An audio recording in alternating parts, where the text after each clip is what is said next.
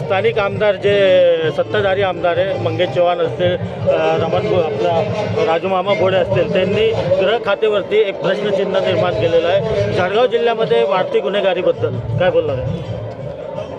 जळगाव जिल्ह्यामध्ये कायदा सुव्यवस्था शिल्लक नाही अशी स्थिती आहे. मोठे शहरं जे आहेत म्हणजे जळगाव, भुसावळ, चाळीसगाव, मळण्यासारखे या शहरांमध्ये दर आठवड्यातनं 1-2 तरी खून व्हायला लागले, दरोडे व्हायला लागले, चोऱ्या वाढल्या, गुन्हेगार सापडत नाही अशी स्थिती आहे. वाळू माफिया मोठ्या प्रमाणावर यायला लागले, महिलांचा विनयभंग व्हायला लागलेला आहे.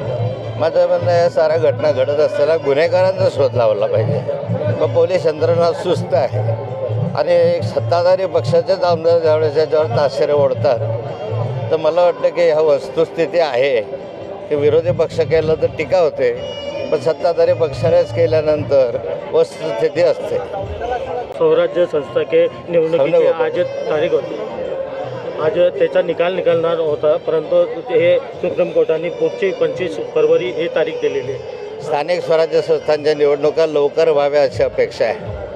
आता 4 वर्षापासून स्थानिक स्वराज्य संस्थांच्या निवडणुका रखडलेल्या आहे, नगरपालिकांच्या काही जिल्हा परिषदांच्या, आणि माननीय सर्वोच्च न्यायालय तारीख पे तारीख असं त्या ठिकाणी चालू आहे. मला वाटतं सरकारने याच्यामध्ये एक विशेष बाब म्हणून लक्ष घालून याचे निर्णय लावून घेतला पाहिजे. बाकीचे निर्णय तर लागतात, मग याचा निर्णयाला उशीर का होतो? या निर्णयाकडे विशेष वकील लावणं, विशेष लक्ष देणं, कारण स्थानिक स्वराज्य संस्थांच्या निवडणुका अत्यंत महत्त्वाच्या आहेत.